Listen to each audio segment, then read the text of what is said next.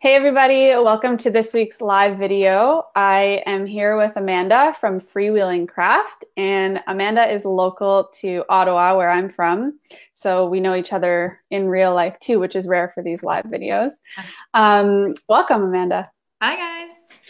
So Amanda is very experienced with craft shows and craft markets and running them and organizing them. She's seen all the ins and outs of many different businesses applying for these markets and taking part in them. And a lot of the people in this group are always really interested in learning more about doing that because they're either interested in having a booth in a market or they've done it before and maybe it didn't go so well. So I got Amanda in here to walk us through her hot tips for how to do it really well in one of those markets. And I'm really excited to hear all those tips. Yeah, great. Thanks for having me. So I think most people in the group probably don't know who you are unless they're people who joined because of this talk, which there were a lot today. But can you just kind of walk us through what your background is and how long you've been doing this and all that kind of stuff? Yeah, for sure. So I was in retail senior management for about 10 years. And after having a family, I wanted to leave that. It was becoming really hard with the weekends and the expectations of the job. So when I left, I was like, I know people are staying home, but how are they doing it? And I kind of stumbled across this craft scene I just started Instagramming. I was like, look at all these cool people making stuff at home. I'm not a maker. I say I make the business. But I knew that I wanted to tap into this community, this really creative community that was like making stuff. So I started going to craft markets and I'd go into these rooms and sometimes feel a little bit uninspired. So I was like, how can we come together as a community and build an experience as a whole? And kind of have this really dynamic, engaging experience with the customer. And hopefully everyone leaves being successful, including myself as an organizer, having brought in a lot of people. I'm coming on 3 years in October. So October will mark 3 years that I've been doing this. It'll be about my 15th or 16th market. So we've done a lot in those 3 years and I'm really excited. I love being a part of this community. That's awesome. And I feel like what you said about the dynamic markets and stuff, the ones that you run tend to be pretty different than your typical craft market in the basement of a church kind of thing that people picture. And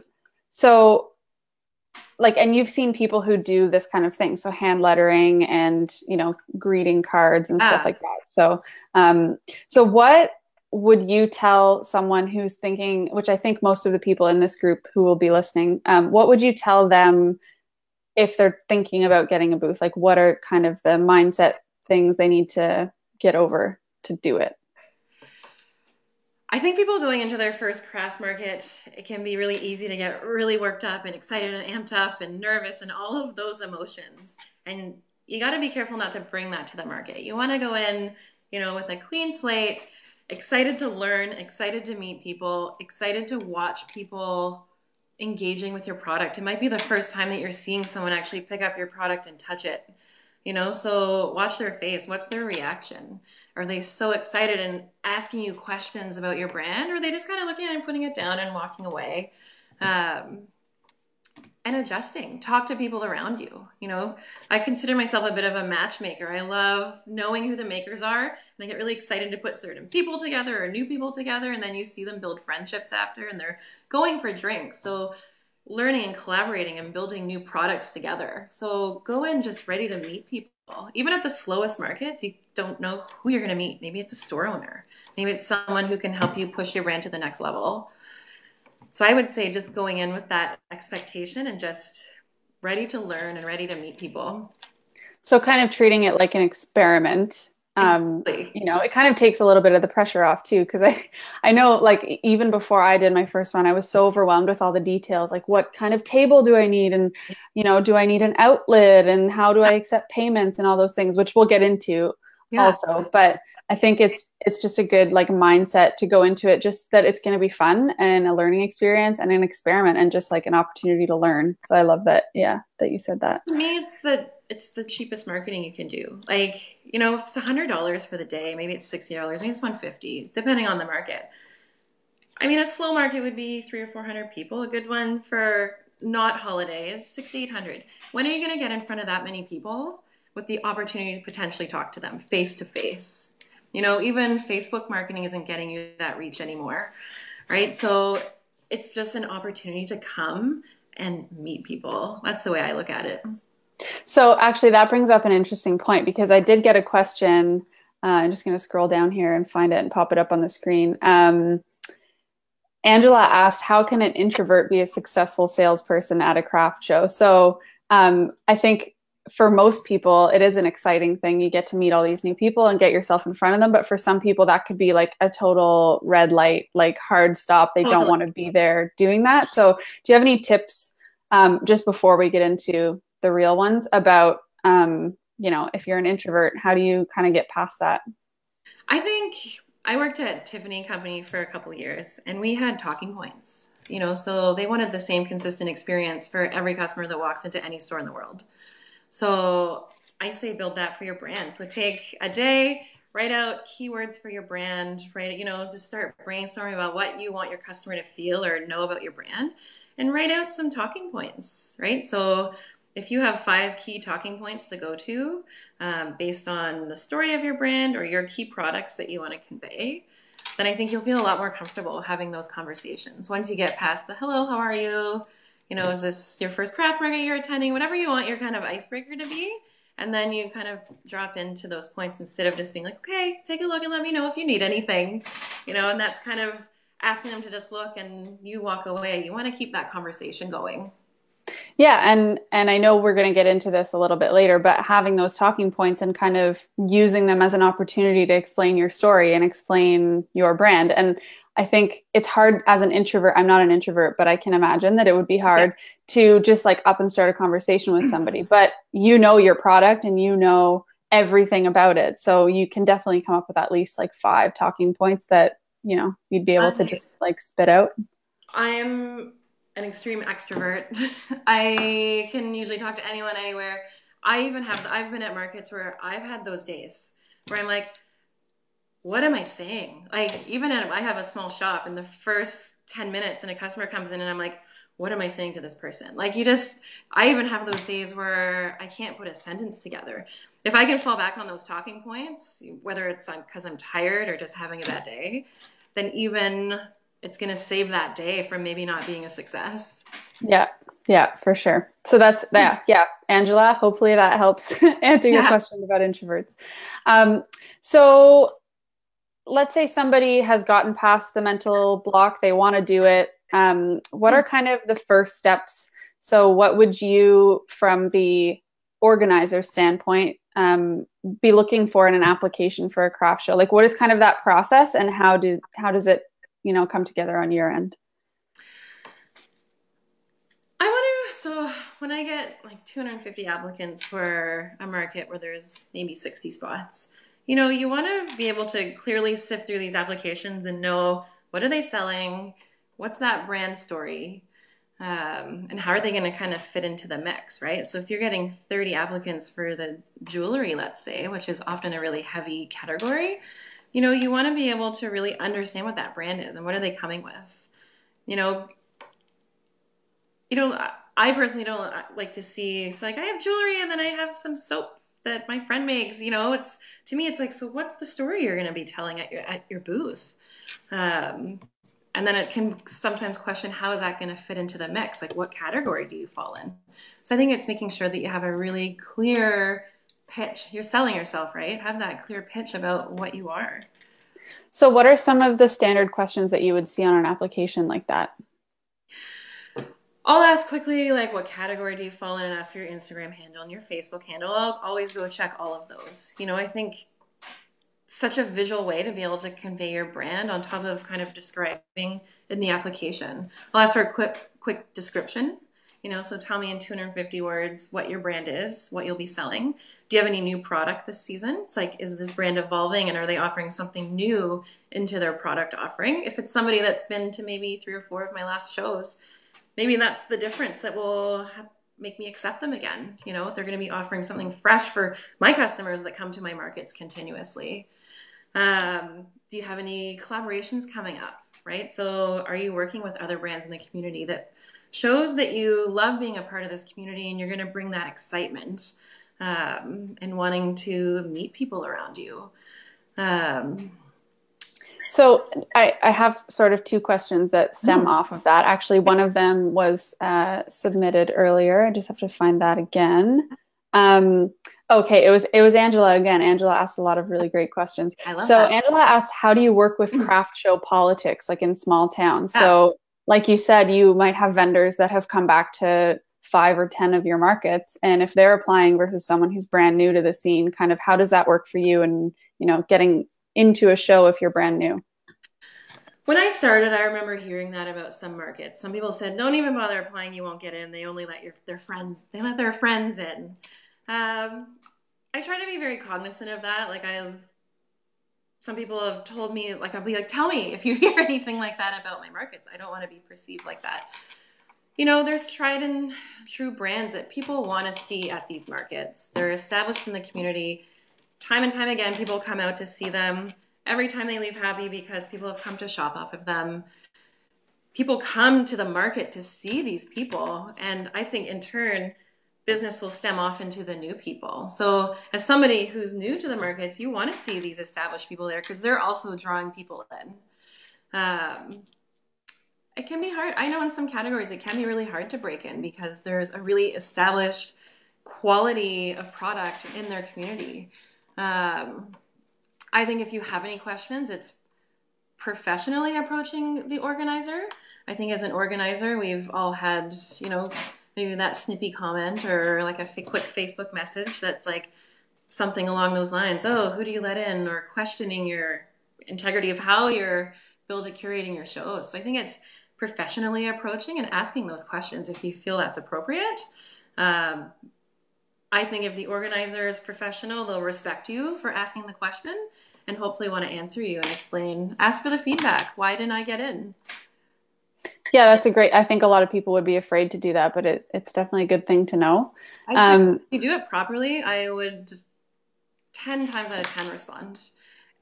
If it sounds like it's not coming from a professional place, it might not be something I'll engage in. Personally, that's my approach. But I mean, that's kind of proof to you that that's not somebody you want in your market anyway. Exactly. Yeah. So if somebody applies to be in one of your shows and is really a brand new business. So say maybe they have an Instagram account. I mean, that's going to be where most of the people in here are coming from. They probably have an Instagram account showcasing their lettering, might not have a website yet, might not have even ever sold a product yet. This is kind of the first crack at it. Would you recommend that one of those people would go to like a much smaller market for their first try, or kind of like just where to start, I guess is the question. Yeah, like I wouldn't jump into like the multi-day shows. Like, every city has them where, the holiday, it's a 4-day market, or there's one of a kind here in Toronto, it's 10 days, or in Canada, sorry. Try those 1-day markets. I probably wouldn't jump straight into holiday as your first market because you're getting tons of people walking by. You got to quickly be able to service these customers to really max out the success rate at those markets. So I think some early fall shows, spring shows is a great time to kind of test it out. There's a good flow of people coming through. You get to do what we talked about before, is watching people and testing how people shop your product. I think is the best way to kind of go about it. Cool. Okay. Okay. So we've covered applying and getting past those roadblocks. So I know you have some good tips, it was 5 things. Yeah. For people who are thinking about doing this. So maybe I'll just let you jump right in and we'll carry on that way. Okay. So to me, it's really about what can you control. You have your 10 by 10 space or your 6 by 8 space, whatever you have at that market. They might all be different. I'd say all of them will accommodate that 6-foot table size. What can you control? You can't control the person next to you that's aggressively selling. If the music's too loud, you can go ask the organizer to turn it down. But what in your little space, what can you do to convey your brand and your story to your customer? So the first part is you're setting up your physical space. So from what I've seen, most people will go with the table format. So that 6-foot table, versus maybe no table, and they'll have kind of, whether it's a backdrop with some hooks on it or rolling racks for clothing brands. I know if this is mostly hand lettering, so you might be dealing with art prints and cards. I've seen some makers with some beautiful metal racks that they can slot their cards in. So this is something that you would not have a table at, and you're more out with the customer. So Amanda, generally the craft show organizer will tell you exactly what they will be providing, right? Like, and Yeah, generally is it just the space? They don't give you the table, they don't give you really a backdrop, or is it kind of it depends on the market? they're all different. My space that I use is a little more raw. Like it's an old warehouse with some like little, there's a different flow. It's not just a big school gymnasium, or if you're getting into a big convention center, those will have the pull and drape where they will Mhm. probably provide a table. I know in Ottawa, the city venues all have tables that the organizer can just throw out. I offer rentals so people can, and then I go to a rental company and bring tables in for the people that want them. Um, that should all be in the application. To me, Okay. you should know what you're getting into, so that should all be very clear in the application of what you get.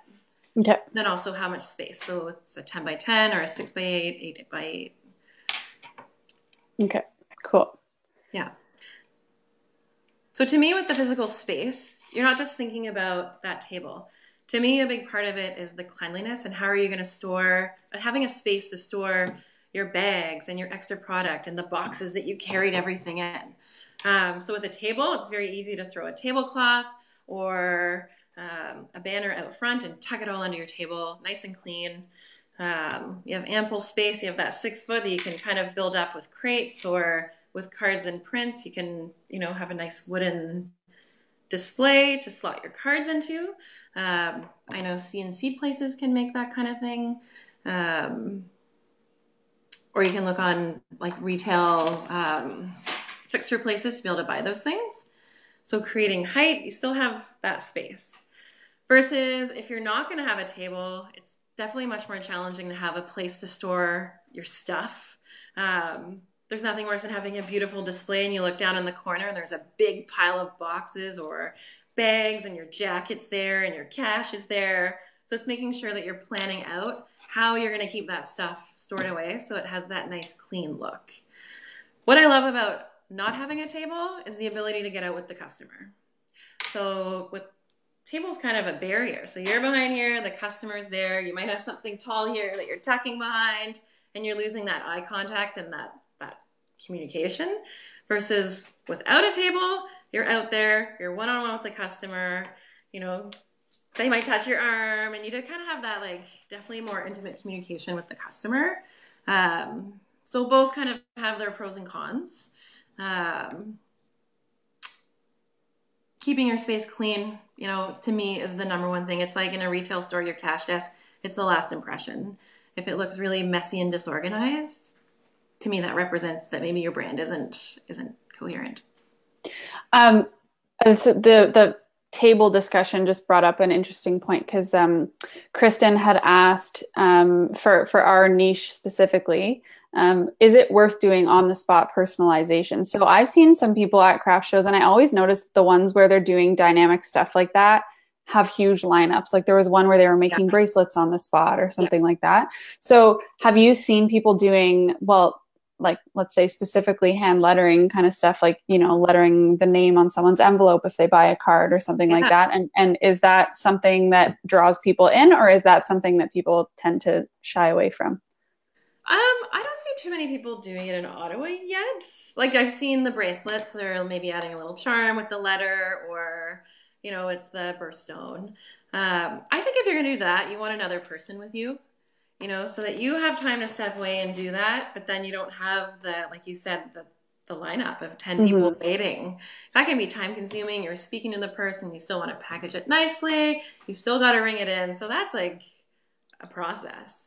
So you'll want that extra person there. So whether it's a friend, whether it's you get to the point where you can pay somebody to come to these markets with you, especially like the holiday season, I don't know if that's something you'd want to do because really. Yeah.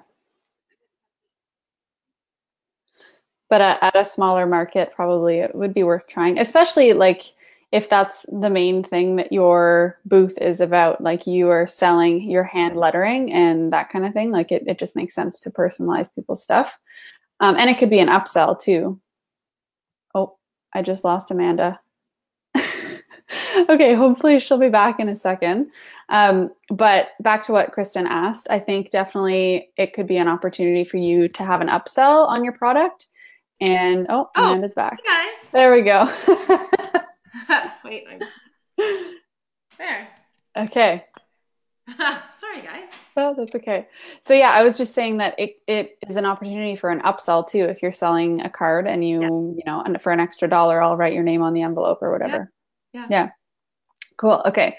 And actually, that was a question too about bringing a helper. So, how often do you see people with an assistant in their booth? Starting more. I think as the craft community is growing and customers are engaging more with local, you're definitely seeing more people at these markets shopping. So I think they're just growing and I think they will continue to grow. So I think if you don't want to get to that position where, you're missing that opportunity, and that's something you want to do, I would definitely consider it. And also, it kind of, if you're an introvert and you have a friend who is not an Yeah. introvert that could come and help you out, I think it's like it's a nice buffer. Yeah. Yeah. Um, Something that I saw, and I think you could do it with either the table or the non-table, and I saw this just on Instagram. I actually haven't seen someone do it in person. I've recommended it to some people, is that, when you're in a big room and you might be in the middle part of the setup, tall banners behind you. I saw a woman, two big Vistaprint banners that were vertical with a beautiful geometric pattern behind her with her brand logo in her brand colors. And what it does is it stops their eye at your booth instead of looking through. I thought it was amazing. And I think for $150, if you work that into your budget for two banners like that from Vistaprint, super easy, comes that same week. Really easy. You can buy a pattern like that off Creative Market. Or you guys are hand lettering people, an artist. That's definitely something you could do yourself. Yeah. I Use it thought it as was an opportunity to amazing. showcase your lettering skills. And it stops, right? It stops their eye and it brings it back down to what you've created on your table instead of like, oh, look, oh, we see something really bright back there. Okay, I'm going to stop here, but I'm going to go over there after. Yeah. I Yeah, love, we did have a question about, having a banner, signage and that kind of stuff. yeah, And I think in the world that we live in as hand letterers, like you should really have a sign that you have made yeah, yourself if that's part of what you're up to, or at least something with your lettering on it. But as far as just using signage in general, like you should really have something that makes people know exactly who you are when they walk up, right? yeah. Like what's the best and worst things you could do signage wise in your opinion? Like what's the worst thing you've seen somebody do? I guess it would just be not having a sign at all, right? Not having a sign at all, or banners are great, but they crinkle up easily if you're not taking care of them. So if you're pulling out a banner that's like ripped on the side and it just doesn't look like the brand, again, it's going back to like how you're taking care of that brand, right? It's the same as the messiness. Right. So if your tablecloth is like all wrinkled up and your banner is all wrinkled up and it just kind of looks thrown on the table, I don't know, it doesn't represent the brand well. So today earlier on Instagram, I was telling everybody about this talk and I put a picture of myself in a craft market that I totally failed at. And like full disclosure, that's the only one I've ever done and it didn't go well. And I thought, you know what, this isn't really what I want to be doing Yeah. anyway. But one of the ways that I had signage on that one is it was a wedding show. So it wasn't necessarily a craft show, but one of the ways that I was displaying my business name and what I do is that I had signage like I would make for a wedding. So I had like a big old window that people often ask me to write on. Yeah. And you know how generally it'll say like, welcome to our wedding on people's signs. I put welcome to our wedding and then in parentheses, booth. And everybody loved that. And it was like an indication of the sense of humor you'd get with me, but also what I do. And it said, welcome to our wedding booth. I write on signs like this. And so it was pretty clear what I do. That's one of the things I did right in that booth, but there were also a lot I did wrong. So let's just leave that story for another day, but I'll let you carry on. You need to post that one. Yeah, I do. So after, organizing your booth and that kind of thing, what are kind of the next steps? Yeah. So you have your physical setup. So now you got to put your product in. To me, it's just about keeping it easy to shop. You don't want it to look too cluttered. Sometimes less is more. You don't have to put a pile of 20 cards out. You might have 5 and then have the rest underneath. What's the product that you want people to know you for, right? So if it's cards or prints, if it's about really pushing those multi-buy cards, that's what's front and center. That's what you want people to see. And then the other stuff is kind of the side note.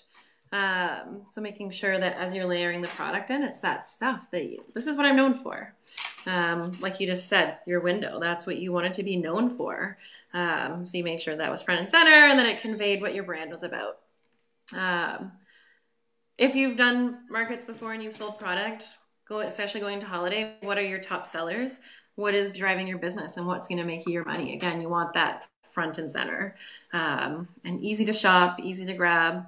You have lots of stock of it that once it sells, you can keep putting it out so that at the end of the day, you still have that product ready to go.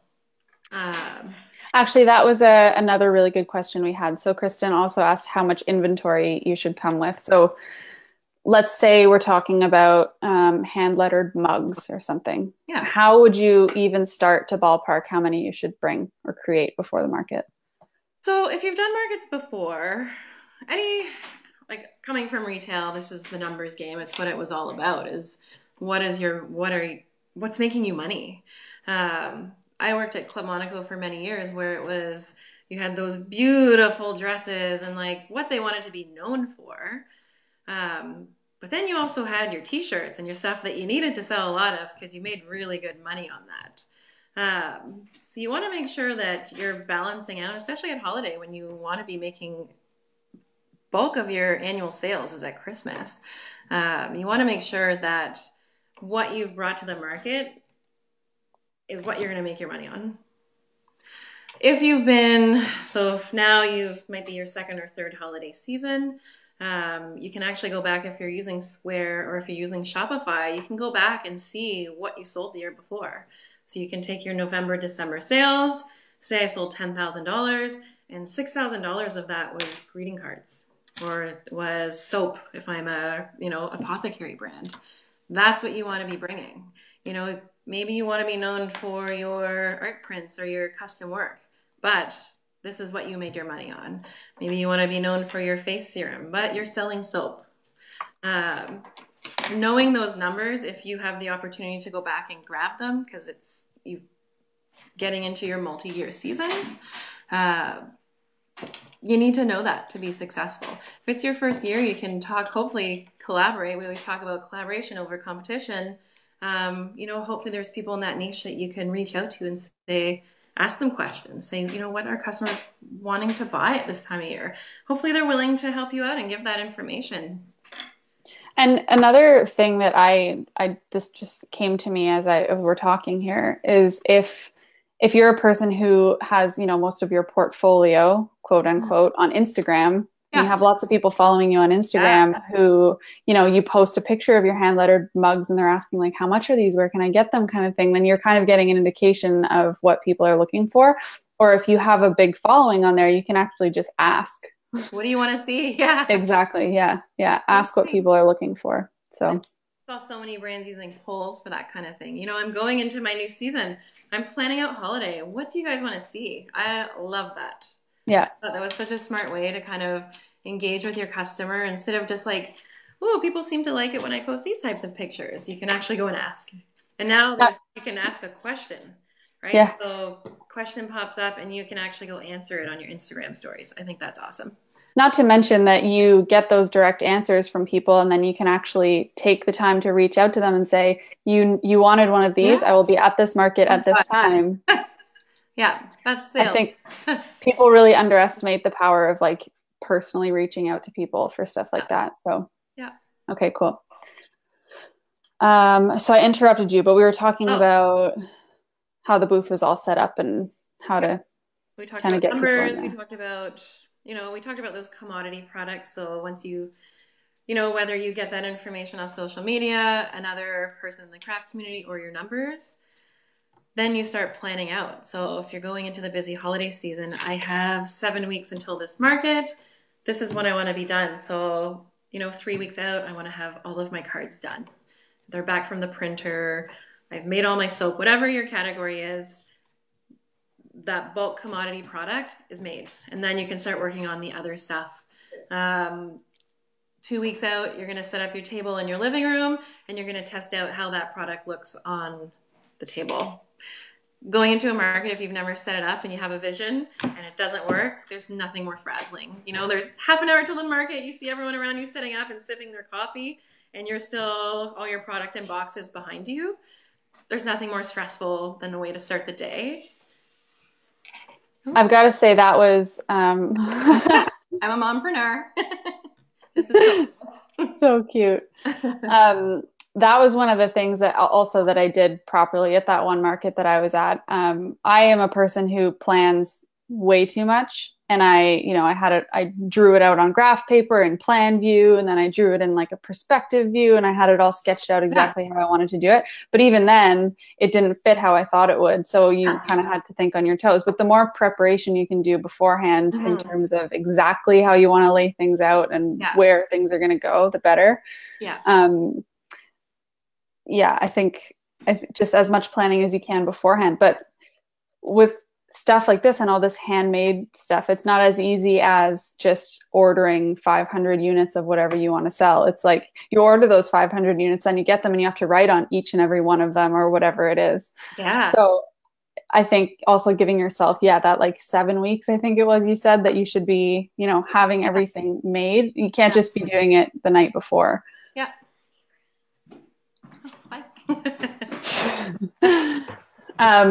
So have you seen kind of nightmare stories like that where entrepreneurs will show up completely sleep deprived and their product was all made the night before? I think everyone learns that one from experience. And I, as an organizer, have. And, going into my 3rd year, I don't allow myself to not get less than 6 hours of sleep the night before. You can't be engaging. You can't, we're talking about, going back to that introvert question. And I said, if I'm that tired, I can't be the person welcoming people to the market with a smile on my face.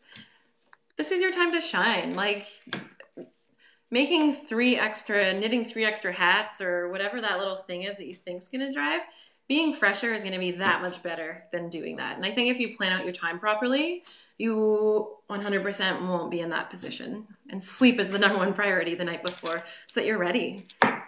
Yeah. When you get in frazzled positions, if you're not rested, your brain's not working the way it should be, right? So you're not going to be able to work through those problems in a calmer way. Yeah, totally agreed. I remember when I was doing that one, I think it was like 2 weeks before or something, I had like a mini sweatshop in my living room because I hadn't taken enough time to prepare everything I needed. I had like 5 friends in like an assembly line helping me set things up. And actually that brings up another point in my head about packaging. You sell an item and then the person is supposed to walk away with it right there. So what are some helpful things you've seen people doing in terms of packaging and bags and stuff like that? I think starting off, if you want to be cost effective, it's like I started like this. I just got plain white paper bags and I bought a stamp. I got a custom stamp made for $35. I know you can get them on Etsy. I think every city probably has, like I got a local one in Ottawa, but I've seen them on Etsy. So I just got some black ink, stamped the bags. It can be a lot more cost effective than getting printed bags done that are branded. Yeah, that's what I did too, actually. And I don't know if you use it, but I used a company called Uline. I'm just putting the link up on the screen. Yeah. So they have like tons of really cool packaging things, and generally you have to order them in quite a big quantity. So I still have a lot of boxes with my hand stamped logo on them. And I think with that you can get printed, like branded ones. Yeah, you probably could also. Yeah, I know there's a ton of like custom box brands, and there's some popping up where you don't have to buy minimums of 500. So you're starting to see that because they're understanding that small brands can't make that investment of $1,000 on one size of box. So it's just knowing, again, it's going back cost, figure out your budget. What do you want people to walk away with? That's their experience at home once they unpack the product of your brand, once they've left you. I just found there's a really cool custom tissue brand called No Issue. They're on Instagram. So you can get custom tissue printed. So there's basically anything. And these brands want to go work with small brands because they're seeing that it's growing so much. So working directly with them, a lot of them will have designers that can help you make the most of that investment that you're going to make. I think it's also, like you said, an opportunity to have people remember you afterwards if it's in a Yeah. really cool box or whatever. So it sort of also depends on what you're selling. I mean, if it's like a $2 Mhm. greeting card, you're not going to spend $3 on the packaging just to make it fancier. Like it still has to sort of make sense, but you can make it as fancy as you want to. I think at Um, a very minimum, it's, whether it's that white paper bag and you don't stamp it, you have a postcard to go in it. I think, Vistaprint, you get a sale, you can get 500 postcards for $30, and that's the other opportunity to write down your Instagram handle, your website. Maybe it's a small thank you discount for shopping. Take 10% off your purchase online, free shipping code, another little blurb about, maybe it's one of those talking points we talked about, an image that you had with a photographer, whatever the case may be. It's just that other opportunity that they reach into the bag, grab their product, and oh, look at this. And they're going to read about your brand and remember that interaction they had with you. yeah. So speaking of that, like we're sort of getting into the marketing and promotion Yeah. side. So you should definitely have business cards in your booth, right? Oh, yeah. Business That's cards fun. or postcards, like you're saying. And I'm just going to plug in. My iPad is getting low.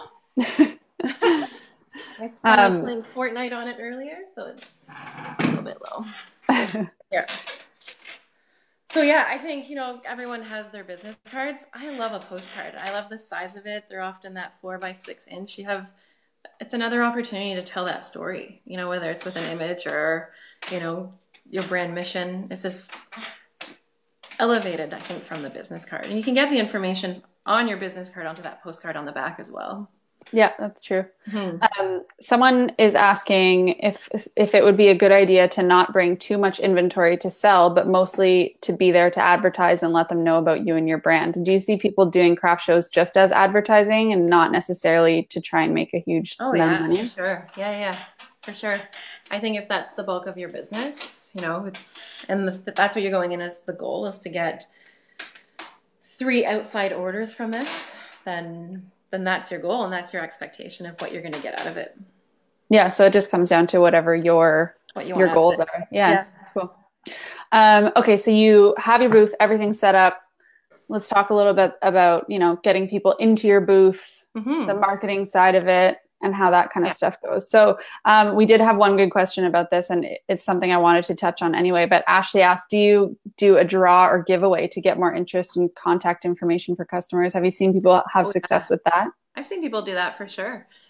Again, it's defining your goals. So I've seen people do, snap an Instagram picture of my booth or your product when you get home within 48 hours of the market, and I'm giving away $50 to shop. Maybe it's signing up for email. So sign up for my email list, and you have 50 people sign up for your email list, and then you're going to draw from that for a gift, So it's defining what you want, Mm-hmm. whether I've decided that I'm going to drive my business through email marketing, or, I'm a really great visual storyteller, so I want Instagram followers, or I want to, if you shop off my website in the next 30 days, so maybe it's driving sales to your website or visitors. So it's defining again what you want and then building around that. Yeah, I think it's important to try and get creative and do something that's engaging with the Yeah. customers that are coming into your booth. Yeah. And yeah, like you said, deciding if you want them on email or if you want them on Instagram or what the best case scenario is for your thing. I think you just want to make sure not to ask them to do like 50 different things. No, yeah. It's one clear thing. Yeah. Yeah. Yeah. Yeah. Okay, cool. So giveaways. What else have you seen working well in terms of marketing? Like maybe even before the market or after, during, just different like cool things people have done. Yeah. So it's, you want to definitely tell people where you're going to be, so I haven't been to a market in 2 months. Now it's your opportunity to come in and see the new product I've been posting online. So you definitely want to, most modern markets will have a really cool poster that you can post. I offer like 6 different options, whether it's photos from past markets. Oh, bless you. Because I know everybody has a different aesthetic so I'll offer some that are a little bit darker, some that are a little light and airy or really colorful because I know, and then they can pick from whatever they want to post. but it's like 6 different images that they can choose from. And it's cool to see people using all the different ones and how they use them. But most modern markets will have some kind of poster or image that you can post. I'm also not opposed to brands building their own, right? So if it's clear and understandable in their brand and they're talking to their customer, as long as they have the verbiage right and the data and the information right, post away. I think sneak peeks are really Yeah. great too. Like I've seen some companies that I know are going to be there, and I'm wondering, like, oh, are they going to have new stuff that I haven't got yet? And they'll do a Yeah. little sneak Behind the peek of them scenes. making it. They're not showing the whole product, but like, oh, you have to come to the market and find out, and that kind of Yeah. thing. Those seem to work really well. Behind the scenes, at your work desk or packing your car up, kind of Yeah. that process that people want to know you, right? So they want to see what's happening before you get there. Yeah. Yeah. And if you're doing the giveaway option or contests and stuff like that, trying to talk about those beforehand so people know if they actually come to the Oh, market, yeah. they'll have the chance to win and that kind of stuff. Yeah. Those things are definitely more effective if you do that, right? So if it's something that in the car on the way there, you're like, I got to do this, and you haven't told people about it and people aren't coming like, oh man, like I love her stuff. I'm going to go and sign up because I want to get more. Yeah. Or the opportunity to get more. They definitely work better if you've had the chance to promote it. And of course, these are all like kind of more advanced things for people who might have done more than one craft show. But Yeah. if you're a brand new to this and you don't really have a platform to do this kind of thing, what would you suggest people do? Like, beg all their friends to show up, or like I've definitely seen that too. You'll see 10 friends show up to support a new maker. I had that at one of my night markets. It was amazing to see. And I think seeing their friends around drew people over because there was like a bit of a buzz around their table.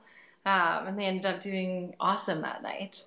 And it just gives that boost of confidence, right? Like, hopefully your friends are your biggest supporters, or they're not we always think our friends are going to shop off us or our neighbors, and that's not always the case. I always say don't expect them to be your best customer. If it fits for them, they'll buy off you. If not, they're still your friend. But hopefully they're supporting you in other ways by coming, sharing your post or coming to the market to just say good job, right? And seeing that friendly face at the market can just be that thing you need to calm you down if you do have those nerves or if something's happened. Yeah, for sure. Okay, so marketing, promo, is there other stuff on that So, you've seen helpful? so you've decided what your booth is going to look like. You've layered your product in. Now it's your collateral, it's your marketing. So we talked about postcards and business cards. But what do you have on your table? We talked about a banner. But if you have printables, maybe you want to do a quick blurb about your brand. Maybe it's ethically made in Canada, or maybe it's using locally sourced ingredients, or hand lettering, custom work available, so it's a quick little thing that you can put so people, if you're talking with someone, they can be like, okay, like I see something and now I'm understanding a bit more about their brand. But when you're building all of this stuff, so you want to make sure that you are using the same brand feel, right? So your brand colors, the same font. If you're hand lettering everything in the beautiful same script to then put in a beautiful frame or however you want to display it. But it's having, again, that branded feel be consistent across your table with whatever you want to communicate. So in terms of pricing, yeah. So Julia asked how much to charge. So I know some people do, deals at markets or like 2 for 1 or the special just for the market kind of thing. So what are the best kind of case scenarios you've seen happening with that stuff? So I know, so this isn't Craft Market, but when I had a pop-up store a couple years ago and I had a couple, cards or, watercolor or hand lettered cards, the ones that sold the most, particularly around Christmas, was, box sets. So you're getting 6 to 8 cards into a box. You were getting a higher price point. So it was $25 versus 1 card for $5 or 2 for $10. So by doing that, you were definitely driving a higher price point, and they're like, oh yeah, I have 6 people I can send a card to. I'm going to get the box. So I definitely saw the maker that had done that was much more successful in the store than the ones that hadn't done that. Like at the end of the pop-up when I was calculating the payouts. Um,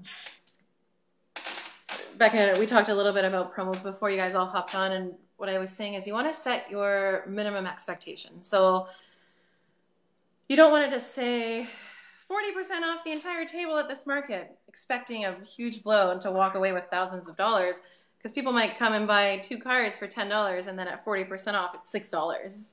I think with that kind of strategy, you'd be very disappointed.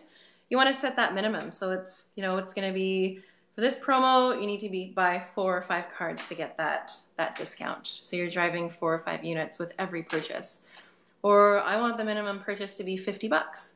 So, spend $60 and get 20% off or 15% off, whatever the case may be. So it's setting that minimum that you want people to reach before they get to enjoy the discount. So is that something you see, like, that people do these deals specific to the craft market, like, and they use it as part of their marketing? So, my product is usually $10, but if you get it at this market, it's only $8. Like, is that another tactic that people use for marketing? I've seen some established brands do, like, between 10 and 11, we're going to do a little trunk show of, old product, So I've seen people do, if you buy a regular price item, then you can enjoy something out of this, like, bin of other product at $3. Or you do something between 10 and 11. So right when the market opens, we're going to be offering this discount, so it's driving people in early. You get that little boost at the beginning. There's buzz around your table, and it starts the day off really great. Yeah, I think that's a great idea. Yeah. Cool. And people look for you as soon as they come in, right? If you've promoted, I've seen some just blow product out because they've promoted it so well before, and they have that established following that wants to come see them. And there's people lined up at the door outside the market ready to beeline for that table. Yeah, and if you haven't done any of that, you're at the booth beside them, and you're like, everyone's what is going on? Like, yeah, exactly. So yeah, I think that's a really good point, is to think about those kinds of things way beforehand and start to talk about them really, really early. So do you see people? There's a great, I've started using something called the content planner. So you can buy her planner, an annual planner. It comes for sale next month. But I buy the 2-month blocks. So I just bought August, September, and it's planning out your social media and planning out what your strategy is going to be for those 2 months. And I love these little 2-month blocks. Like, you have your bigger picture, but what am I going to do in these 2 months to get there? It has the calendar, it has to-do lists. What are my hashtag goals? How am I going to engage my current following? It's a great way to plan out, in these 2 months I have these markets, when am I going to post about what? So it's $9.99, I think, for the 2 months to buy this content planner, and it's, I think, worth every penny. Interesting. Yeah. Okay, well, I just popped that link up on the screen. She has an Instagram that's really, and she posts tips all the time about social media and how to engage. That's great. Yeah.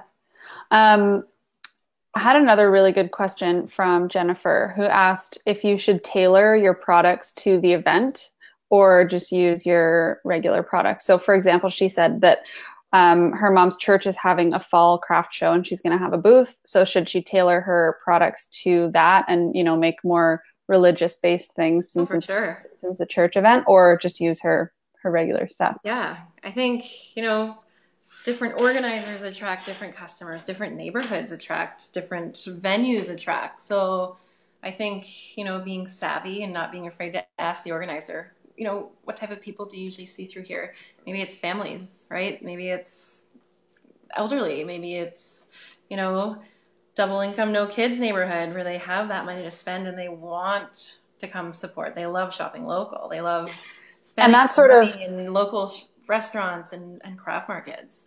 And that sort of goes back to the pricing element too, deciding on your pricing and what the deals are going to be, is knowing who the customers are going to be and, what the other price points of the other vendors around you are and that kind of thing too. Yeah. Maybe it's bringing old product that you just want to blow through, right? And you're going to price it at 30% off and you don't mind doing that, just to kind of get rid of it, get a little income of money of, freeing up some cash flow that's tied up in this product. Yeah. because this is the customer to do that with. Yeah. Okay. So marketing, promo, do we cover all of that? I think so. Yeah.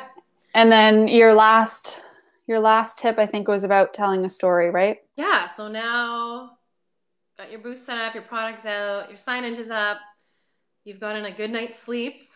Again, going back to that. So now it's sales, right? Like you have 6, 8 hours, whatever the timeline of that market is, to be out from behind your table, wherever you make your product, to actually engage with people. I think having a shower that morning, doing your hair, putting a big makeup on, whatever feels comfortable for you to be authentically you, that's what you want to do. I think dressing nicely, if you're a fashion brand and you're coming in Lululemons and a t-shirt, are you really representing that brand, that fashion industry well? You know, hand lettering, you can get a t-shirt printed with a cute little quote that like conversation starter. You've got a funny little quote like you did with your window. Maybe that's your icebreaker for your introvert, going back to that. Mm-hmm. This is your time to get out and sell. If you've built those talking points, maybe you haven't, maybe it's something that just flows. You're out here, you're telling your story. When I was at Tiffany, our like golden rule was you sell yourself first, you sell your brand, and then you sell your product. That's last. They want to trust you as a person, right? They want to engage and, oh, I like this person. Okay, I'm going to sit and now see what this is about. Now we have our collateral set up. They get a marketing, the product's out. They like you. So now they're going to learn a little bit about your brand and you tell your story. And then it's like, okay, like, yeah, look at this product. And then you sell your product. That was our golden rule. And that's how you built a pipeline of customers that wanted to keep coming back to you. Yeah, and they'll tell other people They about tell it. other people, they follow you on Instagram because they like you. Then you're doing cute little stories and telling them about your next market. And next thing you know, you see them again at the next market. We have a jewelry maker from Montreal that comes called Burlock to almost every market that I do. She loves coming to Ottawa. She knows if she has 2 or 3 people come to buy new product, whatever the case may be, gifting, that makes her day. What a great way, right? Like everything else is just gravy on top of that. But because she's done the work to establish and keep that rapport open with the customers, she knows that she's going to come and be successful. Yeah, for sure. So I'm just opening up the floor to more questions now, and we'll do a little speed round if we get some in here. But one thing I think we didn't cover yet was actually accepting payments. So what are the most common ways you see people accepting payments? So Square and Shopify, both equally the same as far as, you know, their percentage that they take off of sales. All of those platforms, if you take cash sales, it doesn't take a percentage off of your cash. It's only if you use cards. So Square is the one you plug into your phone, right? They both do. So they both have one that plugs into the jack. But I know that new iPhones don't have, I don't have one of those phones, but they don't have, I know, they don't have the jack. So you would probably have to make, so Square now offers the little, like it's separate from the phone. You don't plug it in. It's a debit tap reader. You have to buy it. It doesn't come free when you sign up. So the little one that plugs in comes free when you sign up for an account. This one is, I want to say I paid Canadian $69. Came 2 days later, super fast and efficient. You need Wi-Fi though. So the other one you can do with data. This you need Wi-Fi to connect to your phone or iPad or whatever you're taking payment with. But you can take debit tap up to $100. Credit cards tap super quickly, and credit cards also insert. So it's a chip reader. That's a really good tip that you need Wi-Fi. That's one of those things you'd show up and not know and be sort of screwed. Yeah. Yeah. And do you see people doing cash? Oh yeah. So you want to make sure you have a float. Like don't leave that till the day before you're running out to the bank 5 minutes before it's closing. You know, you want to make sure you have fives. You know, in the States, dollar bills, or here we have the toonies and loonies. You want to make sure you have, and I'd say at least $100 in change. I often see makers exchanging money. Some have a ton of fives and someone didn't run to the bank the night before and it's just stressful. Again, one of those things that you didn't plan for that you should. Gotcha. And sorry, I interrupted you, but you were talking about Shopify for a second. So Shopify, same thing. They do not have the debit tap yet. It's coming in the States this fall. In Canada, there isn't a release date yet, but it's something that they know they have to do to keep up with Square. Um, Something I like about Shopify is that your Shopify store captures emails as well. So if you've gotten their permission to be able to put them on your mailing list, you can do that and it's right in there in your system. Square doesn't. Square keeps it as Square as a whole. So if Square goes and if a customer's shopped off somebody before, they come and shop off you, Square remembers their credit card and their email pops up right away. I always have customers saying, how do you have my email? It's the first time they've shopped off me. So it's explaining to them that it's not me, it's Square.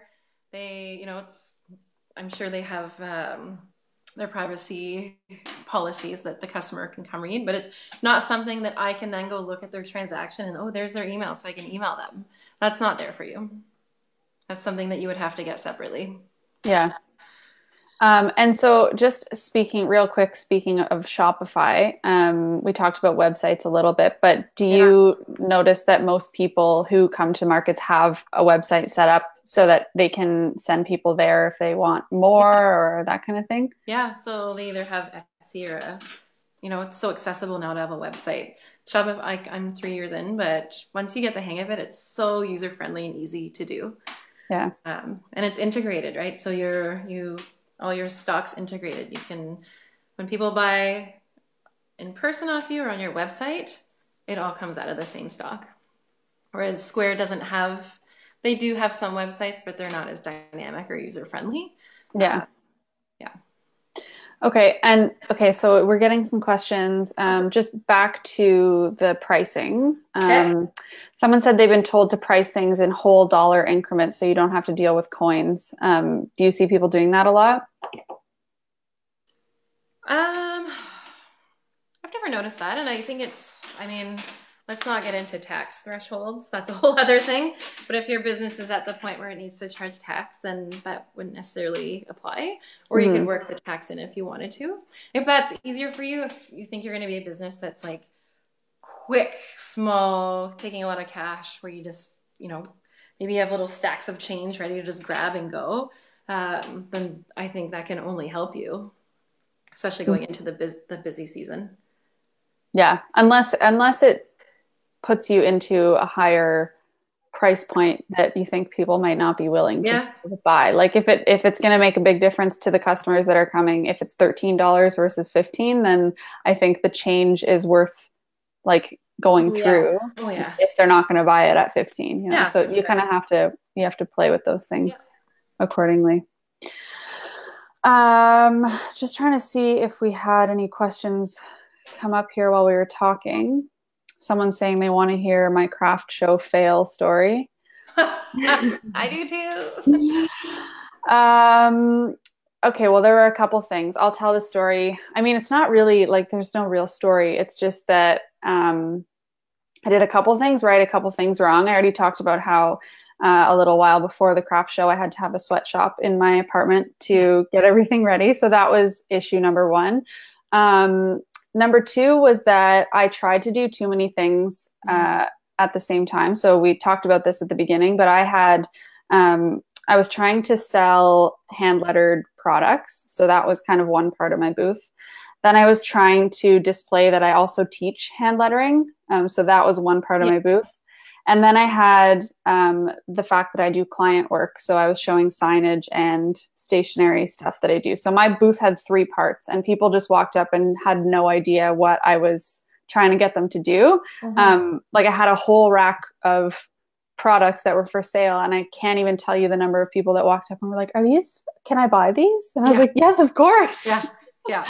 So I barely sold anything. I think I got a couple client inquiries, but it just wasn't, there was too much going on. So I really liked what you said at the beginning about, being very focused on what you're trying to sell. And then back to the packaging portion, I did do the white bags with my stamp on them, which was great, except that my mugs were glass and they were really heavy. And so I had multiple people walk away from my booth and the handles broke. And then I had to give them free replacements.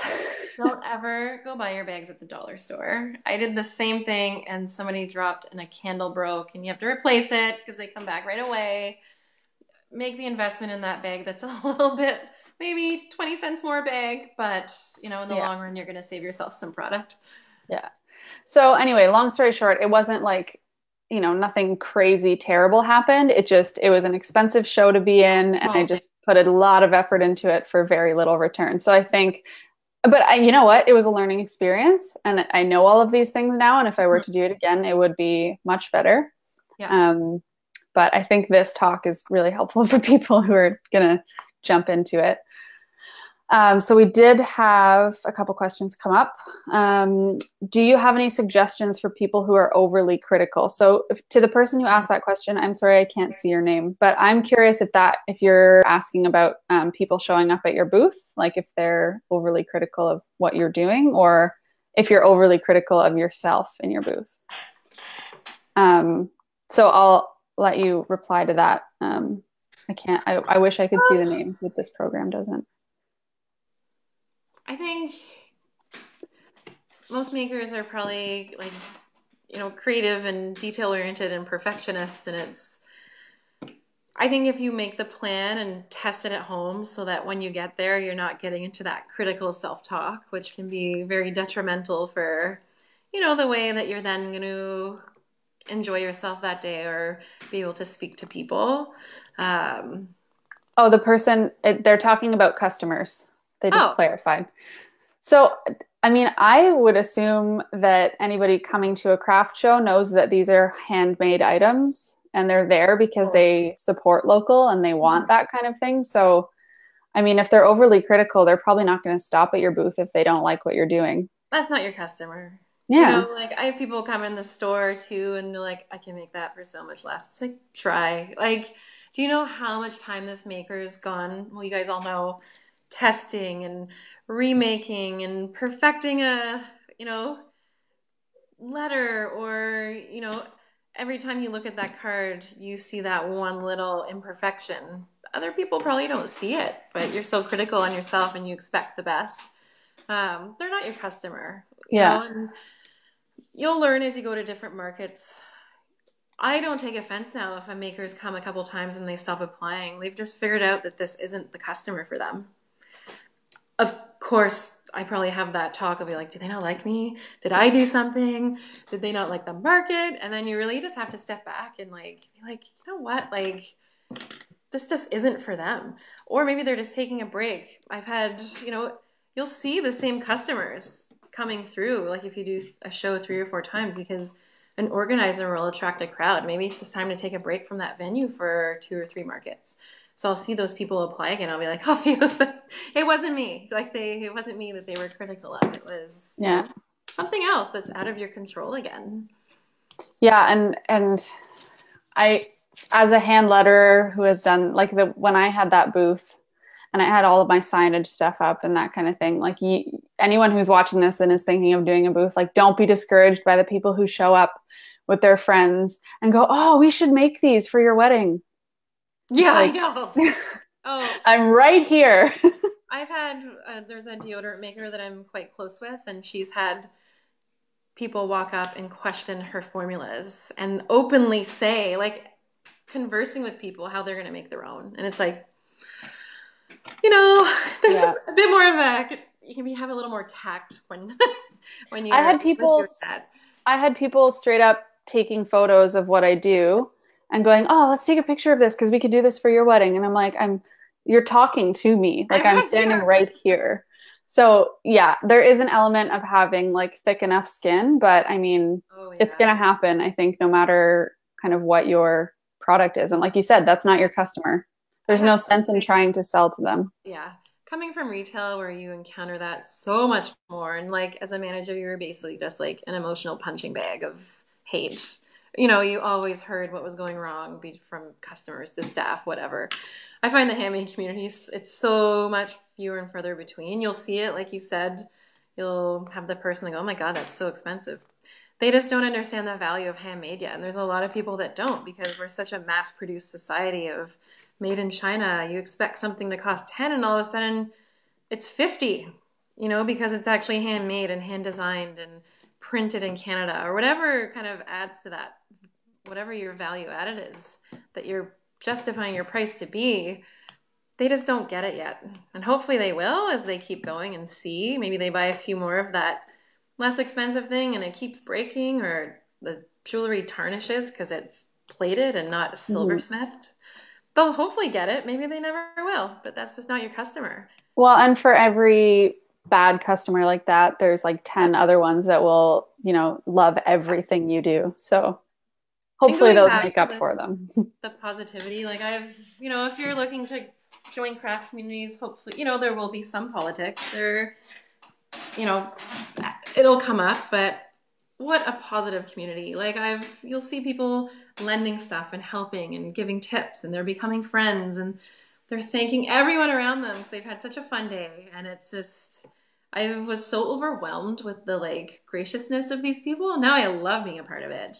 But if you're thinking of joining, hopefully that's the experience you get and get out of it. Yeah, and I think that's so encouraging to anybody who's thinking of doing it. Is just it might be scary, but go into it with an open mind, get to know the people who are doing it alongside you, and it just will only get better as you Yeah. keep trying. Yeah. Yeah. Well, that's like a natural conclusion to our conversation. Yeah. And there will be Um, bad days. There will be bad markets. You had 10 good ones in a row, and there's going to be a bad one, but it yeah, happens. yeah, You just got to roll with the punches and move on to the next one. yeah. So if anybody is in Ottawa, where can they find you? What's on the horizons? What kind of craft shows can we be expecting? So I do my 4 staple ones a year. So I always do the weekend after Thanksgiving. So that's fall for indie. And then we do holiday. So that's coming up, and I do it in a warehouse space in the city center. This summer I started doing outdoor markets, which was very scary, very risky, very at the whim of weather. But I wanted to do something different. I always like to do something that customers have never experienced before. So little backyard markets in a really cool urban space. And I have partnered with a brewery. So we're doing it outside of their brewery. It's coming up this Saturday. It's called Crafts and Drafts Ottawa. So you can have your craft beer. There's a bouncy castle. So we had so many kids come through where the parents could drink beer and shop, and the kids bounced into crafts. So Love just it. offer something different than, getting it out of the school gymnasium and the indoor soccer field, and just, making people excited to come again. Yeah.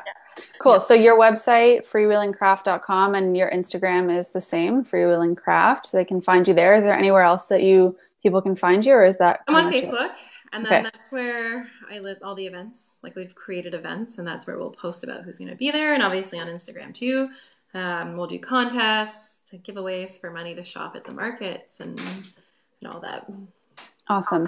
Yeah. And for anybody who's listening, if we didn't cover your questions, Amanda is in the Facebook group too. So once this is posted, yeah, she can troll the comments and see what people are asking. And there was actually one person who asked about how to start organizing craft markets. So I'm going to just tell them that they could maybe get in touch with you directly, because I don't even want to touch on that. I can't tell you the late nights. And I built a plan, and I just started reaching out to people.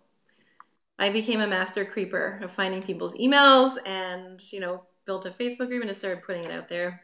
Yeah, I feel like that it would be a lot of Hustle. Hustle and knowing people and just making relationships. And you go to other craft markets. Again, get it in person. Grab their business cards, send them an email if they're with a customer. But then you get to see what their table and they're all about in person. Yeah, for sure. Yeah. Cool. Well, thanks so much, Amanda. This was Thanks super for having helpful. And to everybody who's watching, we will talk to you next week with our next live video. And I can't tell you who it is yet, but you're going to like it. All right. Okay. I'll talk to you later, Amanda. All right. Bye.